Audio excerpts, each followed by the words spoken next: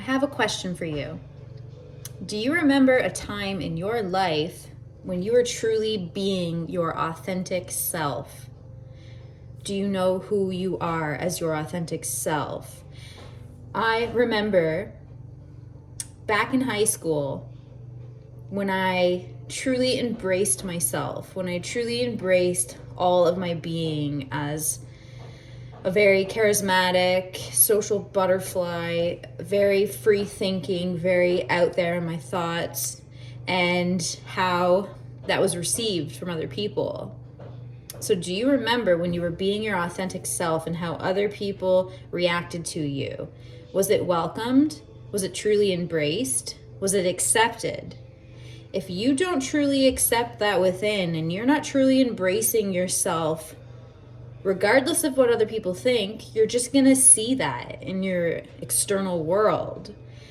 When I was in high school, I was very out there in my thinking, and I was a rebel with a cause.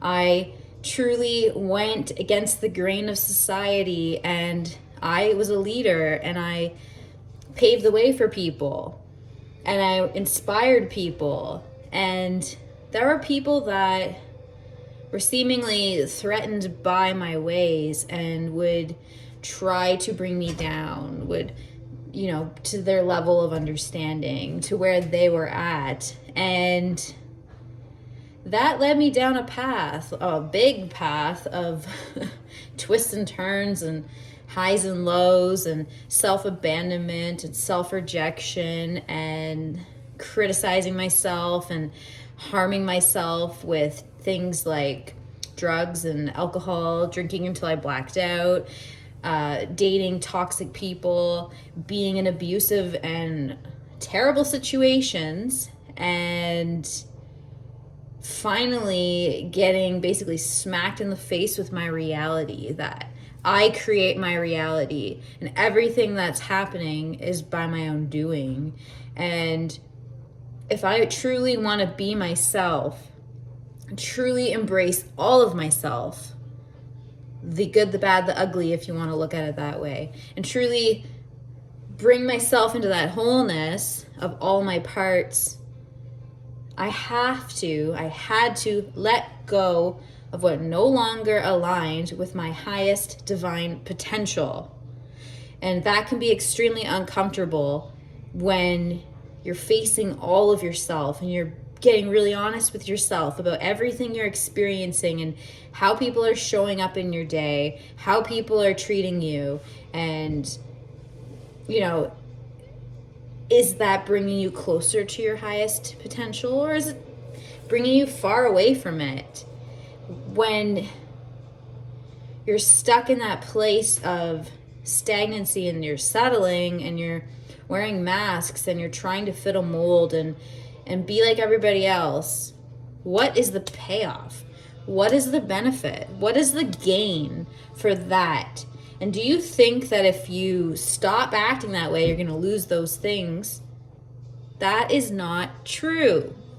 Okay? For me, I thought, smoking weed, always having money for weed, having the car, having the place for parties, doing all those things, I thought if I stopped providing all those things for people, that I would be alone, that I wouldn't have anybody in my life. So I would continue to do that until, again, one day it was like I was smacked in the face.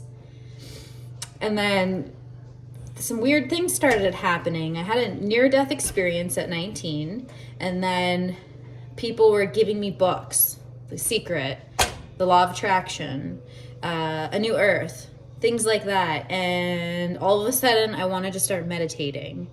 And then all of a sudden, I learned about yoga in a different way. And all of a sudden, things just started happening around me, and I'm like, what the heck? So I quit smoking weed. This was in 2008, and I was in college at the time to be a child and youth care practitioner. And it really hit me hard. But I had people in my corner. Yes, a lot of people left my life, but you know what? Those people were just playing a role in my life with where I was playing in my life. And that was not working for me anymore. That was not serving me anymore. I knew I had something greater to do in this lifetime. So I want you to get really honest with yourself here, okay? Are you being your authentic self right now, truly? Do you feel it's not safe to be your authentic self? What are you holding on to? What do you think you're going to lose if you truly be your true self? Because those beliefs need to be cleaned up. You need to claim what you want, and knowing that being yourself is beautiful and it's lovely, and you're going to experience the best relationships. You're going to have the best experiences when you truly believe that. I decided to wear this sweater. It's the Acacia Strain band. I got this a long time ago, and I remember wearing this to one of my college classes, and my professor brought me aside and talked to me about it. You know what? Like, this is who I am. I like wearing things that I like wearing. It doesn't mean I'm like angry and I need to whatever. This is a band hoodie and I love this music. Why wouldn't I wear it and support the band? But anyways, be yourself, because it's so lonely in the eyes of someone else. Truly. And know that, yes, people, places, and things are going to fall away, but you're going to gain so much more by truly stepping into your highest, most divine, best expression for you. So if you got something from this, or you've had, your own experiences, please share in the comments, hit that like button, subscribe, and let's talk about this more.